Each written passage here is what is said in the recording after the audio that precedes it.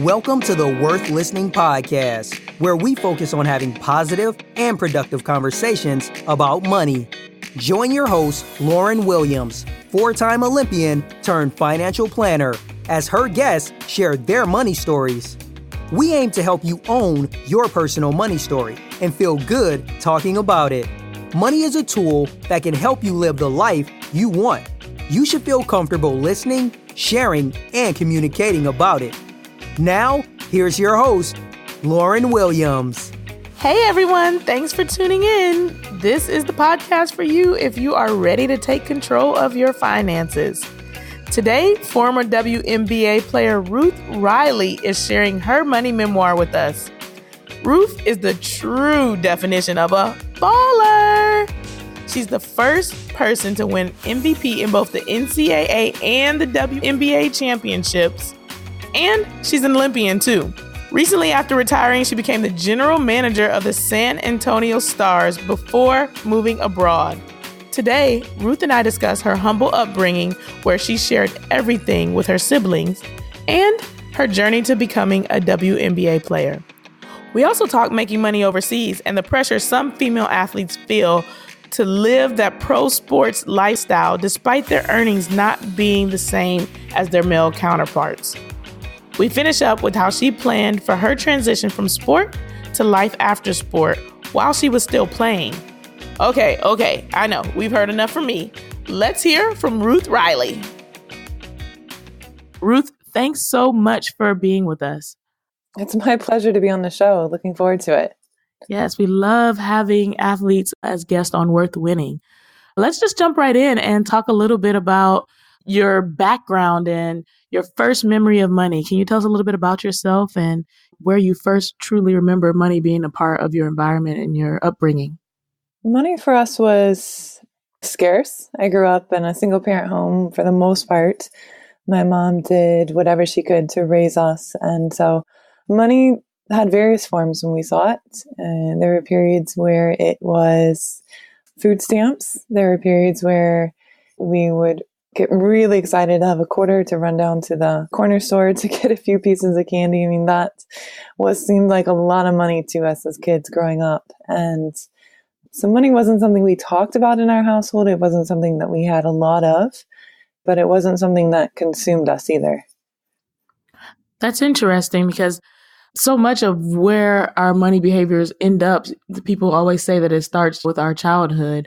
Could you describe a little bit more about what it was like? Like, for instance, did you get an allowance? Or you said with money being scarce, you got a quarter, but that wasn't an allowance. Was there any regular things that you could do to earn money or any behaviors there that would you be rewarded with money for? No, we just didn't really see money in that capacity. I think we were really close. I have an older sister, a younger brother, and whatever I had was ours, whatever they had was ours. So there was really never any individual sense of this is mine. I'm going to work to get this as a child, at least. So we were definitely required to do chores. We weren't compensated for that in any sense. But I do remember watching my mom pay tithe at church when she could. I remember her really instilling in us a sense of gratitude for money when we were giving it, and a sense of also just living with open hands and being prayerful and thankful at the same time. When we got older, though, I think into our teens, and we were able to work, then I think our mom encouraged us to say, look, if there are things that you want that's beyond the needs, but desires and wants, she encouraged us to get a job. So for me, that was babysitting, or at the time there wasn't a lot where we lived that I could do. I remember my sister would work at a fast food place or, wherever she could. So I think our money came in as teenagers when we worked for it ourselves. That's cool. What about your first job? You talked about babysitting. Was that your very first job, or, was there a fast food job that was your first job?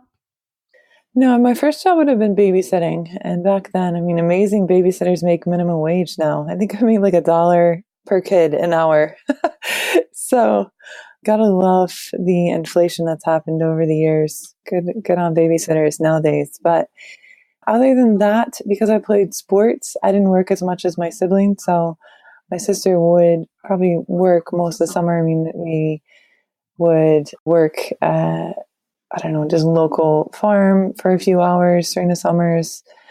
But for the most part, I was playing basketball in my free time. Gotcha. So when you got your babysitting money, what did you do with it? Were you inclined to save it? It was a very small amount. So did you kind of have to make it stretch to do the things that you wanted to? Or was it like, oh, a certain amount goes here or there? Or I don't really remember, honestly. I would have thought I saved it if I wanted to make a purchase for something. But, also I love to give gifts. And so a lot of times my money was, to get something for my mom or to buy a present for someone. And so there wasn't a structured saving, giving, living on kind of structure that we have now, or that's more common knowledge to people now. Right. All right. So you are a world-renowned basketball player. I do proclaim that myself. Thank you. So what age did you start playing basketball? I'd say the fourth grade, but it wasn't as organized as it is nowadays. So we played maybe a 6-week season in school, and then we're on to the next sport. And it wasn't till I got to high school that I really started playing AAU during the summers, playing for my little high school, that I got the attention that warranted my career later on. Gotcha. And with money being scarce in your household, AU is something that generally has a cost. How was it trying to figure out the cost of participating in age group sports and really investing in you becoming the amazing player that you are? This is one of the things that now as an adult, I can look back and really be grateful to my mom and others. As a kid, you don't really think about where things are coming from or how much things cost, but my mom did an incredible job of providing for us. And I might have wore LA Gear shoes that cost $25 and not the brand new Nike Air Jordans, but I always had shoes on my feet, always had the clothes I needed to wear. And my AAU coaches and some of my teammates' parents were just incredibly generous people.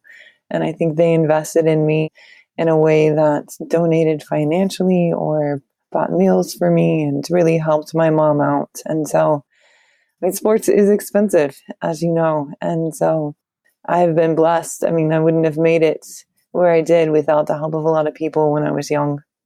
Yeah, so often a success story comes from so many people investing in that person.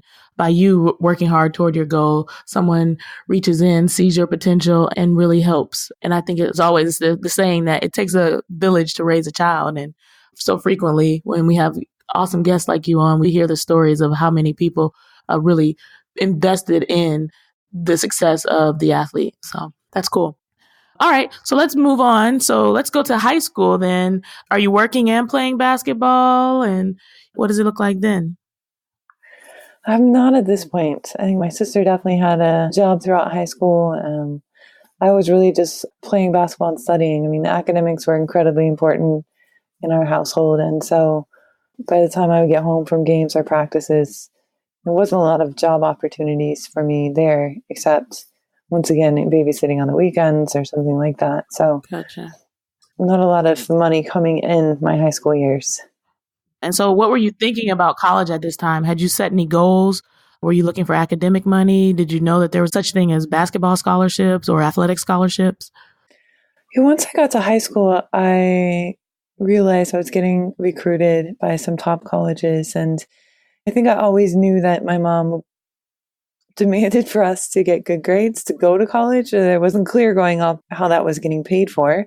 But once I started to develop as a basketball player, I thought, right, this is an incredible opportunity to have my education paid for, to play a sport I love in college. And so those were my goals. Once I came to that realization, it was get the best grades I could and become the best basketball player I could be. That's awesome. Can you talk a little bit about the recruiting process and how you chose your school? That'd be a nice place to pause and really share with people that don't understand how it works to recruit it to. And the recruiting process was a whirlwind. And that's before cell phones and social media. So I can only imagine what it's like nowadays. But I was painfully shy. I mean, I was 6 foot in the 6th grade. My height was something that really just garnered a lot of unwarranted attention, and I really just didn't want any more attention. And so I think my personality was shy and introverted. So talking to hundreds of college coaches who I didn't know in places I've never heard of was overwhelming and intimidating. And that process was difficult, but I think I had some good people helping, giving advice, listing out priorities and matching them up with schools and just narrowing a list down as quickly as possible. And Notre Dame was always a front runner and really just never took any other visits. That was absolutely the place that I was meant to be. And from the coaching staff to the university, it was perfect for me.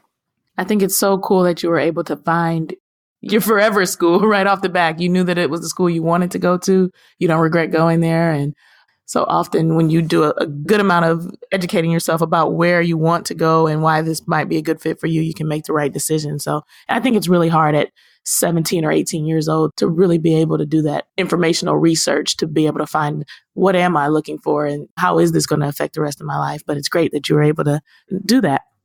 It is a really tough process. I mean, coaches are telling you the same thing for the most part, right? And at that age, you think you know what you want to do, but you really don't.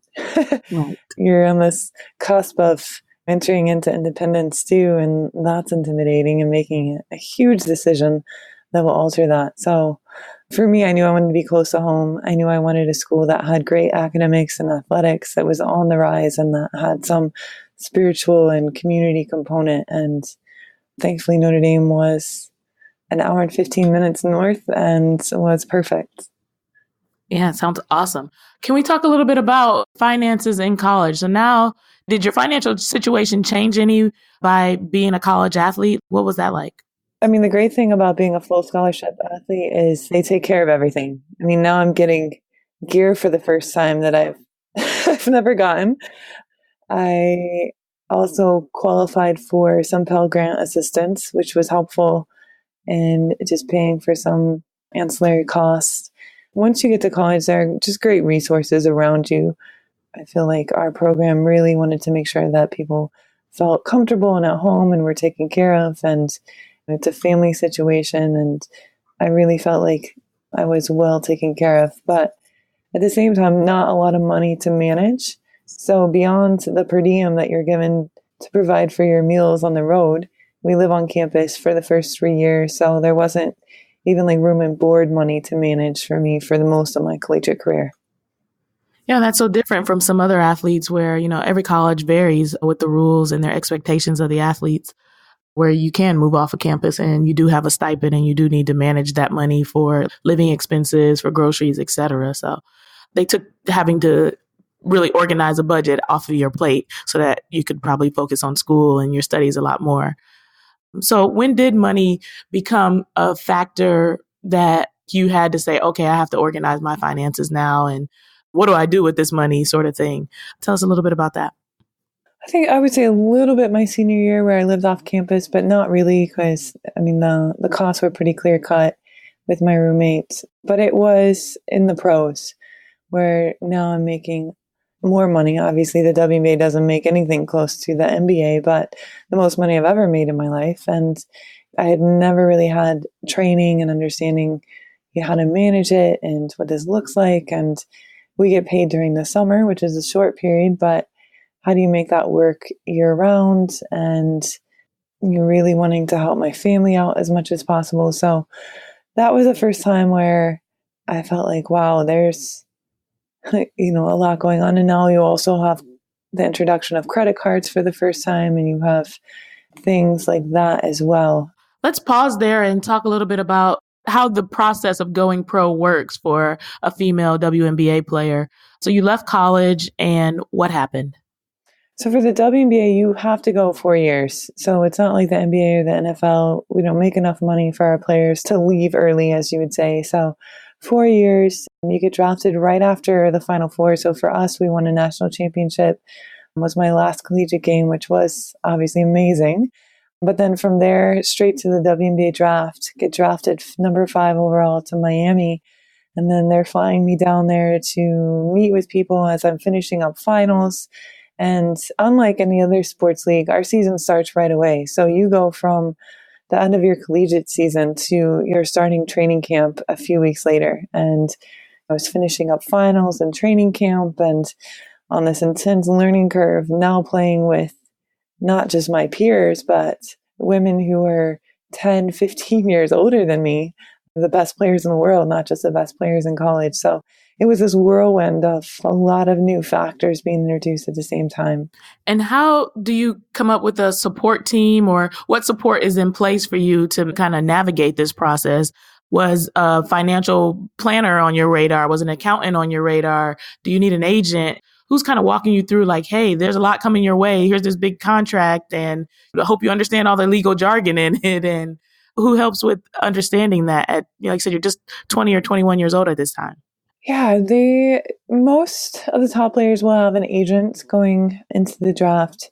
Any reputable agent won't take a cut from a WNBA rookie contract, which is 4 years with the extension of 2, because those are non-negotiable and they're preset according to what draft order you are. So the agent is really there for marketing purposes and then for overseas. And that's where a lot of women will make more money over the period of their career overseas in the WNBA off season. But the agent will help you kind of walk through that process. But there wasn't a lot of talk. And I obviously was drafted almost, 15, 20 years ago. So things have changed now, but financial planners weren't really talked about. They weren't on the radar. An accountant came into play when I had to pay my taxes for the first time. And so these things would have been incredibly helpful to be on the front end. And I think it's great that you're bringing awareness to athletes, and there's so many just great resources out there for them that really didn't exist when I was coming up. And the WNBA is unionized, correct? Yeah, we do have a union. But they don't provide any financial literacy courses or anything like that? The men's and women's union has just transitioned leadership in the last couple of years. And so I think they're kind of refocusing on making sure that there are good programs for their athletes. And, the role of the union, I was a first vice president for 8 of the years that I played in the league. And we were really passionate about just providing educational resources to our players. And I think that the unions can absolutely play that role. I don't think they should ever direct people towards a specific person, but they should educate, give athletes checklists, help them to know what questions to ask, to know what to be looking for, to not be blindly trusting people with their money. There's a psychology of money too, that as a GM last year, we brought in a terrific speaker to talk about just the psychology of money, how you engage with your family and friends, and that it's okay to have boundaries, and how do you have those conversations with people. And there's a lot that I think the unions can do. I think it's really great that you brought in a speaker to talk about the psychology of money, because that's a really important aspect, is how you think about money, not just what you're actually doing with the money. And so can you talk a little bit about the psychology in the WNBA, or the culture more so around money? Is there a lot of financial literacy amongst the players? Is it something that's talked about in the locker room? Is there kind of like a financial openness that exists? It's a tough league because rookie salaries are low and you're setting them for 4 to 6 years. So your best players potentially aren't going to make that much money in the WNBA. There's also this lifestyle that as a professional athlete you see around you on the men's side. And I find that players want to engage in the brand name materialism that exists in professional sports. But the money coming in isn't the same as the men. And so you see players maybe making purchases that aren't wise, buying cars before buying home, understanding what's going to be a wise long-term purchase. Do they have a good accountant, a good financial planner? I mean, these things, because our league is still pretty young, probably not as in place as they could be. And in the locker room, I don't remember people really talking about planning or being wise with their money. I think it was celebrating what their money was getting them and not how they were actually guiding their money. But there are a few exceptions. There are some, our rookie last year was incredibly good with their money. I mean, she had a plan to the T of what she wanted to do with it. And she was on a budget as a rookie, and it was really impressive. As you know, it depends on also the influence of their parents and their home life as well. Mm-hmm. You were saying that sometimes the female athletes are comparing themselves to the NBA players.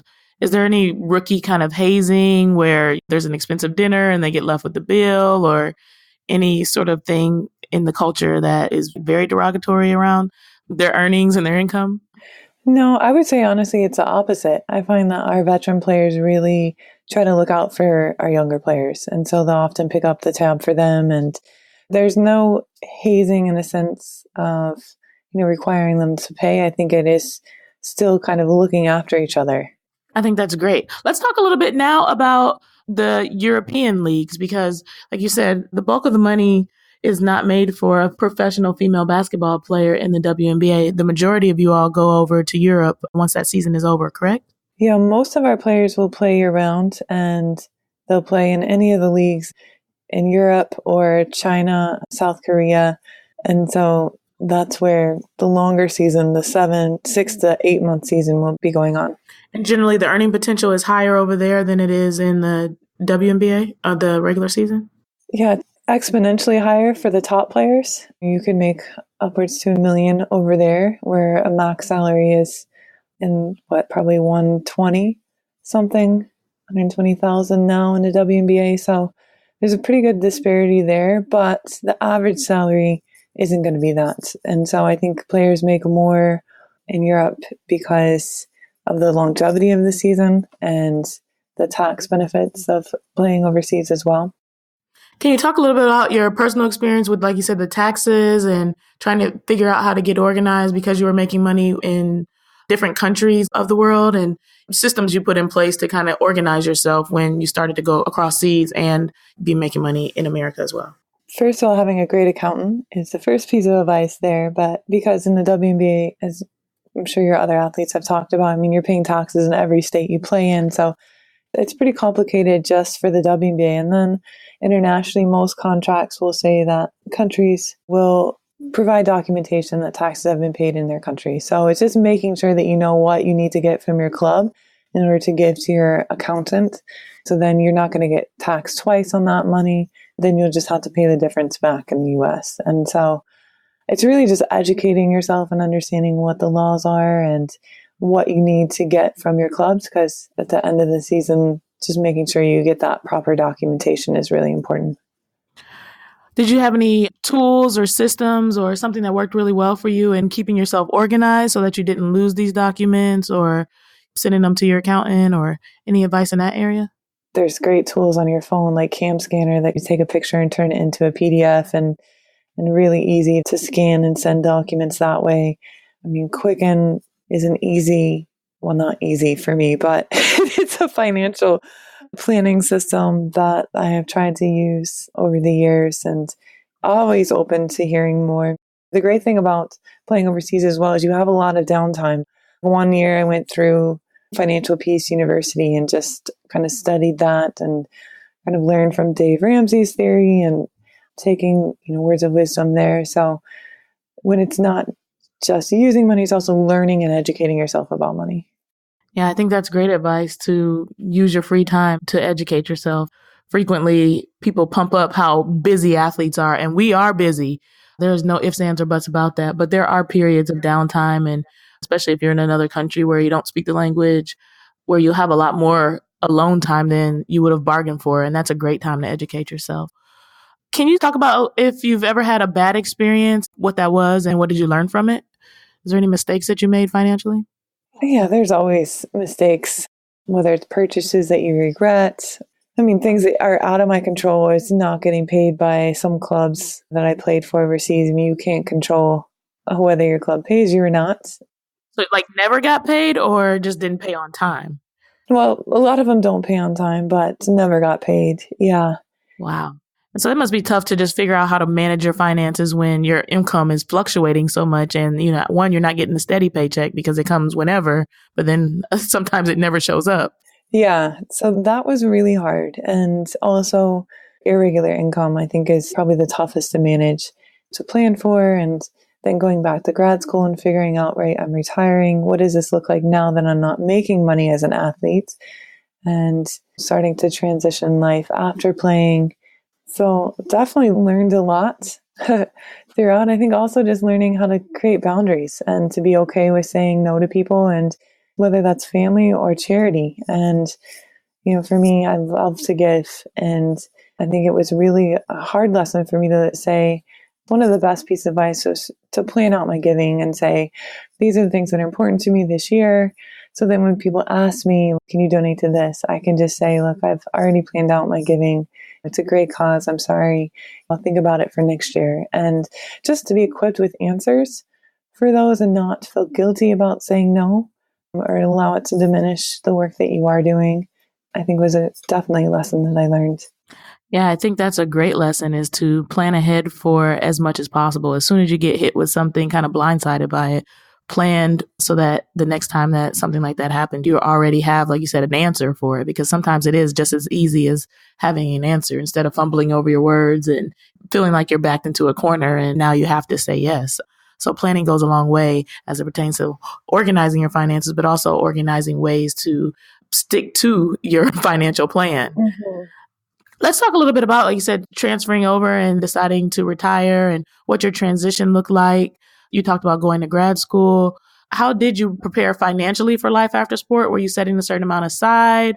Or did you say, I want to be able to take 1 year off and get ready for whatever I want to do next? Or how did you manage okay, my career is coming to an end and I have to think of something else that I want to do? Well, I always knew that I wanted to go back to school. And so an incredible opportunity to go back to Notre Dame, and that allowed me to consult with the NBA as an ambassador and kind of travel with them. So that's kind of part-time income coming in, and work with Notre Dame athletics. And I just knew I wanted that business knowledge, and it was absolutely the best thing I could have done in retirement. Was allowed me to get some time off, to not feel like I had to jump into a job, but to get these additional skills and resources and network and knowledge, but also stay connected to the game. And so I think I've always looked forward as an athlete. I've always wanted to build relationships that were meaningful, that in fields that I knew I wanted to work in, and always knew I'd want to go back to school. Then literally upon graduation, was hired to be the general manager for the team in San Antonio. And so that was just an incredible blessing. But I think if I look back, that was because of my 5 years as a player in San Antonio, building relationships there. It's because of my years as a vice president in the union. It's because getting my additional education. So doing these things as a player and then immediately after retiring really set me up for what was next. It's really great to hear that you were kind of plugged in already. And the value of being plugged in is something that we sometimes miss. Is there are different ways to give. So you can give your time, your talent, your treasures. Like you said, being present and being around, you're kind of giving your time so that people could see that you're around and you're pretty much investing in yourself. And it became valuable that you stayed plugged in at Notre Dame and got that opportunity. And then, like you said, because you were plugged in San Antonio, another opportunity came. Because frequently there's gaps when you transition from sport to life after sport, as you try to create a new network of people, find out what you're interested in. But if you're constantly keeping your network up to date, staying in touch with people, then the opportunities and the gaps seem to close a little bit. That's a really good point. Also, I intentionally use part of my off season to do that. So I didn't play year round overseas. I took half of my off season to spend time at home with my family and rest and also train, but to really build these relationships. And that's one thing that I tell a lot of our younger athletes is understand the industry. So educate yourself on the WNBA, how it works, the union, the rules of the game, how decisions are made, and really build relationships and understand the jobs of the people around you and how the league works. I think a lot of players don't think about that till they're done. And, the window of opportunities when you're playing, the largest window of opportunities when you're playing. So just encouraging people to capitalize on that when they're actually in it. Yeah, I definitely think that's a great advice. Let's talk a little bit about how your Christian faith has helped guide you in managing your finances? I know that you're a strong believer, and just talk a little bit about how that works in your life as you organize things. I think one of the first steps that I took when I started making money was just direct deposit my tithe every month. I mean, it was something that I didn't think about, something that I've always done, and just really believe strongly in the fact that I knew even if I wasn't organized and everything else, I wanted that to be first. And so that's something that I've always done. And then over the years, just feeling like I am a steward of this money. And so it's a gift. It's also a responsibility that God has given me. And like I said, going through Financial Peace University, trying to learn kind of the wisdom of how God approaches money in the Bible, living with open hands, not feeling like this is mine and only mine, but really being open to where God is leading me, but also being wise about it. And you are recently married. So can you talk a little bit about how you have those discussions? Usually there's some counseling before you get married, et cetera, but money is one of the things that they say is very important to be on the same page about in order to have a healthy marriage and relationship. So what kind of discussions have you and your husband had, or did you have prior to getting married to really make sure that you guys were on the same page as it pertains to values and goals? Well, thank you, because it's really exciting to be married. And it is a topic that we're pretty aligned in the sense of, I mean, we value what we have. We both are incredibly generous. We both want to honor God with what we have. But I think we also realize that we could learn how to be more organized, especially now that we're entering together, and Ben's finishing up his master's now. And our plan is to go through another class at our church to learn from some of the older couples, and also go through a couple books together, get a system now between the two of us. We've been independent, obviously, for so long. So finding what works with me as a consultant, that's a little different, trying to figure out that income and how to make that work. So a lot of new factors to sort through. Definitely. And I think that's an important thing to note too, is that it's just not easy to say, okay, ta-da, we're married. It's all in one bank account. Here we go. Everybody's had two complete lifetimes up to this point of their own money behaviors, their own system. It might be two very good systems in place, but meshing the two is an effort that's going to take time. It's going to take multiple conversations, and it just doesn't happen overnight. So you're working on it. Yeah. Yeah. And we're very similar. And so I think that we're great communicators, and that's a huge piece in that. And ultimately, we want the same thing. We want our money to provide for our family and to honor God, and our hearts are in the same direction. So it's finding a system. Excellent. All right. So let's just wrap it on up. You've been awesome today, Ruth. We have a final 5 questions that we would like. Ruth just gave me that name, everyone. So I've been calling it the lightning round, and that's really whack. But final 5 it is now. And we're just going to shoot right now. There you go. I've never seen you take a jumper. I was pretty good back in my day, even though I sat the bench on senior night. All right, here we go. So you have $20 in your pocket right now. What do you spend it on? I don't need anything right now. Probably groceries. Groceries. 99% of athletes say food. All right. What is the best thing about being an athlete? Oh, I think the camaraderie with my team. Camaraderie and competition. Yeah, competing is awesome. Okay. Most meaningful gift you've ever received. Who was it from, and why was it meaningful? I would say my engagement ring from Ben. I mean, it's something we designed together, and because of who he is.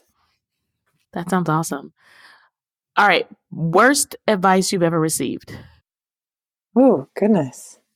I don't even know that I would keep in my mind bad advice. I mean, that's a great principle right there. Like, if it's bad advice, run the other direction. Yes. Remove it from your aura. Yes. All right. Best advice you've ever received. Gosh, I mean, there's so much when it comes to that. I mean, it's definitely living out my faith. and doing that well. And I have some great mentors who have shown me and invested in me in that category. All right, one more since we skipped worst advice. I think we kind of covered it, but something that you do for fun that doesn't cost anything. Oh, for me now, working out, going for a run. I love just being out in nature and doing something fun, but also Ben and I love to dance. So it doesn't cost you anything and it's a great time. That's awesome. All right. Hopefully nobody's watching. Definitely not recording. You got to live your best life, dance your best life. And if it makes you feel good, then do it. Hey. All right. Last question is, can you share with us one thing that you would like to improve about your finances in the upcoming year? Yeah, I think getting a good system in place that's organized for Ben and I think that's a top priority for us, is figuring out how we're merging the incomes and how we're organizing them. Awesome. So tell the world where we can find you, how we can support you, what you're up to, anything else you want to tell us about how to be in touch with Ruth. Well, my handle is just my name, Ruth Riley, RUTHRILEY 00, and really just transitioning from general manager of San Antonio Stars to now working internationally with the NBA and the women's academies and developing basketball throughout the world. So exciting transition, more to come for that. So just started that this week. So be on the lookout for that. All right. Ruth, you shared so much meaningful information today. I thank you again for being on the show. Thanks so much, Lauren. Thank you for listening to Ruth's Money Memoir. I love the tidbits she shared with us, from the importance of thinking through a purchase to make sure that it's truly in line with your long-term plan, to sharing about working through combining finances as a newlywed. Our word of the day today, networking. Now, I know some of you are saying this is not a financial word, Lauren, but it is. It can have a large financial impact on your finances depending on your ability to do it or not. And so Ruth spent time cultivating relationships while she was playing professional basketball, and it helped her with the opportunities when she was done playing. Maybe you're in search of better earnings, or you're looking to leave your job and pursue something else. And having a good network in place can do what a Google search and LinkedIn can't. Believe you me. Investing in building relationships can pay off in various ways. So thanks for tuning in today. We hope you found this episode worth listening to. And if you want help organizing your finances, or you have questions, suggestions for guests, or would like to share your own money memoir, please contact us through our website, worth-winning.com.